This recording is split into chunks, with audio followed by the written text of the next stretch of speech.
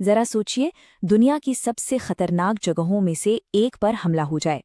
अब हुआ यह है कि हाल ही में चेरनोबिल में कुछ ऐसा ही हुआ है। एक ड्रोन ने उस विशाल ढाल पर हमला किया जो दशकों पुराने परमाणु जहर को अपने अंदर रोके हुए है। तो सवाल ये उठता है कि क्या यह हम सबके लिए एक नई चेतावनी है? चलिए इस घटना की तह तक चलते हैं और इसके गहरे मतलब को समझते हैं। और यही सवाल आज सबके दिमाग में घूम रहा है। एक ऐसी जगह जहां पहले से ही इतिहास की सबसे बड़ी परमाणु आपदा हो चुकी है, क्या वो एक और युद्ध की मार झेल सकती है? तो इसी सवाल का जवाब ढूंढने की कोशिश करते हैं। तो इस नए खतरे को ठीक से समझने के लिए जरूरी है कि हम पहले उस पुरानी आपदा को याद करें जिसकी परछाई आज तक चेरनोबिल से हटी नहीं है। बात है साल 1986 की, जब चेरनोबिल का रिएक्टर नंबर 4 एक भयानक विस्फोट में पूरी तरह तबाह हो गया और इससे हवा में इतना इतना जहरीला रेडियोधर्मी पदार्थ फैला कि ये घटना इतिहास की सबसे बदनाम परमाणु आपदा बन गई। एक ऐसी आपदा जिसका असर आज तक महसूस होता है। देखिए, इस आपदा के बाद चीजें बदली, पर धीरे धीरे। 1986 में जो धमाका हुआ, उसके काफी सालों बाद साल 2000 में जाकर प्लांट का जो आखिरी वर्किंग रिएक्टर था उसे भी बंद कर दिया गया। लेकिन असली चैलेंज तो अब भी सामने था और फिर फाइनली 2019 में उस रेडियोधर्मी मलबे को हमेशा के लिए कैद करने का एक तरीका निकाला गया। तो सबसे बड़ा सवाल ये था कि उस तबाह हुए रिएक्टर से जो जानलेवा रेडिएशन निकल रहा था उसे रोका कैसे जाए। और इसका जवाब इंजीनियरिंग का एक ऐसा करिश्मा था जो इससे पहले कभी देखा नहीं गया था। इसे कहते हैं न्यू सेफ कन्फाइनमेंट, शॉर्ट में एनएससी। ये है क्या? ये असल में स्टील का एक बहुत बड़ा गुंबद है, एक आर्च जैसा। इसे उसी बर्बाद हो चुके रिएक्टर नंबर 4 के ऊपर फिट किया गया है। मकसद, ताकि उसके अंदर का सारा जहरीला रेडिएशन हमेशा के लिए कैद हो जाए। अब इस विशाल स्ट्रक्चर के 3 मेन काम हैं, बिल्कुल साफ साफ। पहला, रेडियोधर्मी कणों को बाहर आने से रोकना, सिंपल। दूसरा, जो पुराना कमजोर हो चुका रिएक्टर है उसे मौसम की मार से, बारिश से, बर्फ से सबसे बचाना। और तीसरा, भविष्य में जब उस मलबे को हटाने का वक्त आएगा तो उसके लिए एक सेफ प्लेटफॉर्म तैयार करना। तो ये जो ढाल थी, ये सालों से सुरक्षा की गारंटी मानी जा रही थी, पर फिर एक दिन इस पर सीधा हमला हो गया। एक ऐसा हमला जिसने एक ऐसी खौफनाक सच्चाई सामने ला दी जिसकी उम्मीद शायद ही किसी ने की होगी।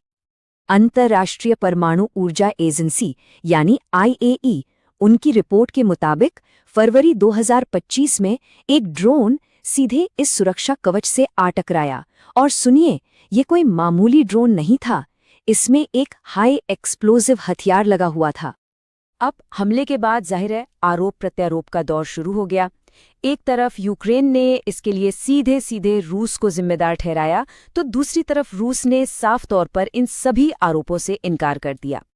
इस हमले के बाद पूरी दुनिया की सांसें अटकी हुई थी। सवाल बस एक ही था, नुकसान कितना हुआ? क्या इतिहास फिर से खुद को दोहराने वाला है? इसके बाद IAEA की टीम मौके पर पहुंची और उन्होंने जो देखा वो जानना बहुत जरूरी है।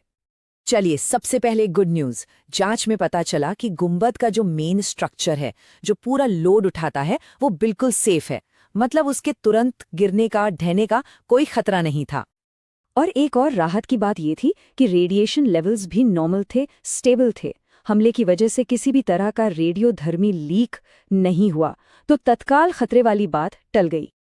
तो अगर मेन स्ट्रक्चर सेफ है, रेडिएशन लीक नहीं हुआ, तो फिर चिंता किस बात की है? सवाल तो यही है ना? असल में जवाब ये है कि खतरा अभी का नहीं बल्कि आने वाले कल का है।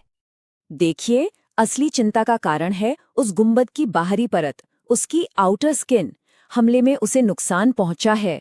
भले ही इससे अभी तुरंत कोई खतरा नहीं है, लेकिन ये डैमेज आगे चलकर इस ढाल की जो लॉन्ग टर्म सुरक्षा क्षमता है उसे धीरे धीरे कमजोर कर सकता है।